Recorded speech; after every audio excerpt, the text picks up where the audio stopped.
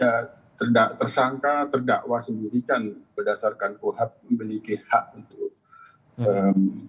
membela diri. Jadi apa yang dikemukakan oleh kuasa hukumnya itu, baik itu di dalam proses persidangan itu sendiri, itu adalah merupakan bagian dari cara menggunakan hak untuk melakukan pembelaan. Oke. Hanya barangkali apakah strateginya itu efektif atau tidak dalam proses pembuktian yang sedang berjalan ini, itu tentu lain hal. Mmm, Termasuk mhm. juga kami sendiri telah mengumpulkan data dan informasi beberapa hal yang itu bisa berkategori meringankan dan membela terdakwa itu sendiri tidak disampaikan juga dalam proses persidangan, tapi disampaikan juga dalam ruang publik.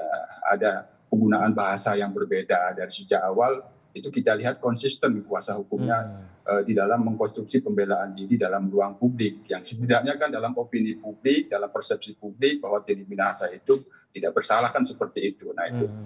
Yang kedua, kami sendiri dari sejak awal memastikan bahwa proses penyidikan yang dilakukan penyidik itu konstruksi norma persangkaannya itu kan Undang-Undang Narkotika nomor 35 tahun 2009, dan kita sudah melihat dalam dakwaan itu sudah dikonstruksi dengan sedemikian rupa.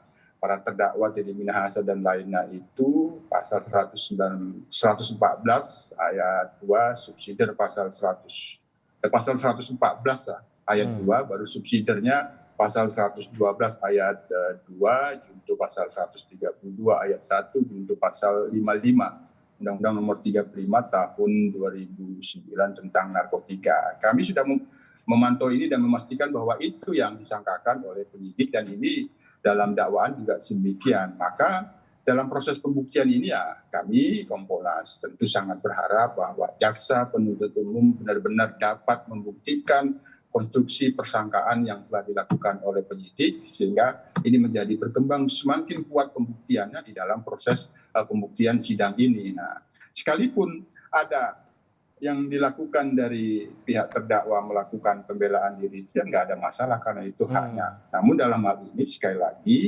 publik dan kami sebagai pengawas kepolisian berharap bahwa kinerja jaksa penuntut umum di dalam proses pembuktian ini benar-benar secara sah dan meyakinkan hakim bahwa pembuktiannya itu benar-benar telah memenuhi unsur di dalam dakwaan yang sebagaimana dimaksud dari hasil proses penyidikan itu. Oke. Kan itu Bung Timothy. Yang dilakukan oleh terdakwa sekali lagi ya mereka juga ingin melakukan pembelaan bahwa bukti-bukti itu tidak meyakinkan, termasuk penggunaan unsur pasal yang dimaksud oleh para terdakwa itu, Bung Timothy.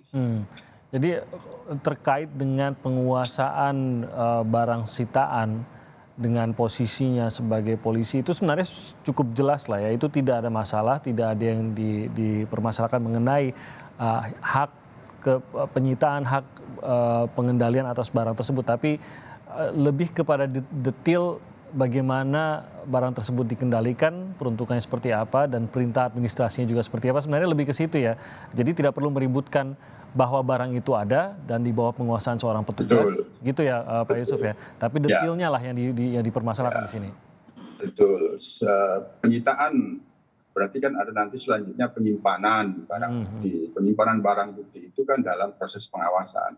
Sebagai seorang Kapolda sudah pasti harus tahu terkait dengan barang sitaan itu disimpan di mana Mmm. dan kapan harus dihanguskan. Nah, itu kan sebagai Ya. penanggung jawab ya. Tapi secara teknis itu ada pada proses secara teknis kan ada kewenangan pada penyidik terkait dengan barang sitaan itu. Ya. Untuk proses pembuktian, proses berjalannya seperti apa, pengawasannya seperti apa, yang paling tahu berwenang itu penyidik. Namun dalam hal ini Kapolda sebagai penyidik tertinggi di kepolisian daerah tentu tidak sekedar menjadi pimpinan penyidik itu sendiri, tapi menjadi pengawasan melekat terhadap Ya. penyidikan dalam proses penyimpanan barang bukti itu, Bung Timothy.